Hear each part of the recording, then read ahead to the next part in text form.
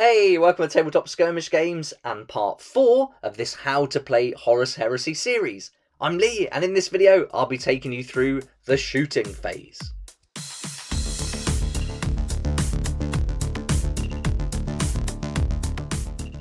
So far in the series we've covered general principles, reactions and movement, but now it's time to look at the shooting phase. During the shooting phase, the active player can choose any order for their units to shoot in, but must complete all the firing by one unit before moving to the next. There's a 7-step sequence for a shooting attack, so let's go through that now. In step 1, you nominate a unit to make a shooting attack with. The active player chooses one of their units that's able to make an attack, but has yet to do so this turn. If they wish, the active player may check the distance between units before selecting a unit to make attacks with.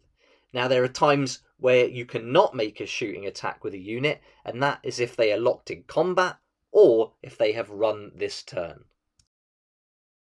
In step 2, you choose a target, and the chosen unit may make a shooting attack targeting an enemy unit that it can draw line of sight to. The active player may freely check the distance between units before declaring a target unit. In step 3, you select a weapon, and this is the weapon the firing unit is equipped with. All models equipped with a weapon with the same name can now attack the target. Every model that wishes to attack must be within range of at least one visible model in the target unit. Models that cannot see the target or who are not in range cannot make the attack. In step 4, you roll to hit. Roll a d6 for each shot fired. A model's ballistic skill determines what must be rolled in order to hit the target.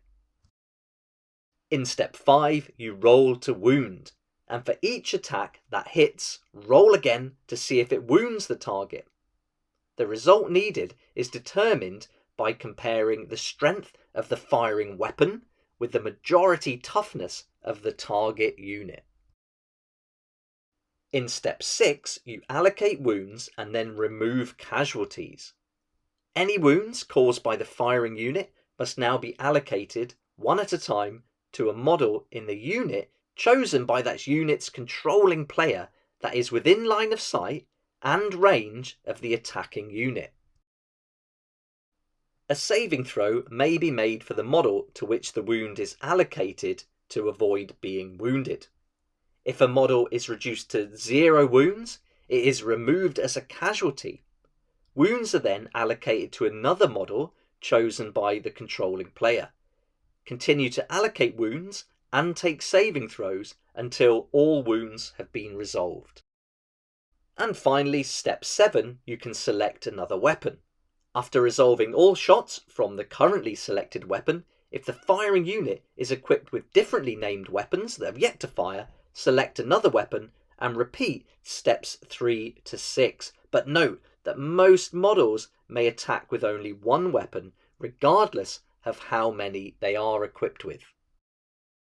There's a handy to wound chart on page 170 of the core book and the reference sheet that came in Age of Darkness, and this is brilliant to use during this shooting phase sequence. When you roll to wound, you'll compare the weapon's strength characteristic with the target's toughness characteristic, and this chart is used to do that. The number indicated on the chart is the minimum result on a d6 needed to convert the hit into a wound. You'll notice that some values have a dash, for example where a weapon strength 2 against a target toughness 8. This indicates that the target cannot be wounded by the attack. Let's look at armour saves next, and to make an armour save, roll a d6 and compare the result to the armour save characteristic of the model that has been allocated the wound. If the dice result is equal to or higher than the model's armour save characteristic, that wound is negated. Some powerful weapons are capable of punching through the thickest armour plates, and these are represented by a weapon having an armour piercing characteristic. If the weapon's armour piercing value is equal to or lower than the model's armour save, then it is sufficiently powerful enough to punch straight through. That target gets no armour save at all. The armour is ineffective against the shot. If the weapon has an AP value of dash, then it has no armour piercing value and will never ignore a target's armour save. Some models will be protected by more than physical armour, and this is where invulnerable saves come into play. An invulnerable save can be taken whenever the model suffers a wound and the armour piercing value of attacking weapons has no effect on the invulnerable save. If a model is in cover, then it can also make a cover save. Unless stated otherwise, all cover provides a 6+ save. To be in cover, the target model must be at least 25% obscured from the point of view of at least one attacking model, or if the model occupies area terrain of certain types that give the cover save rule to it.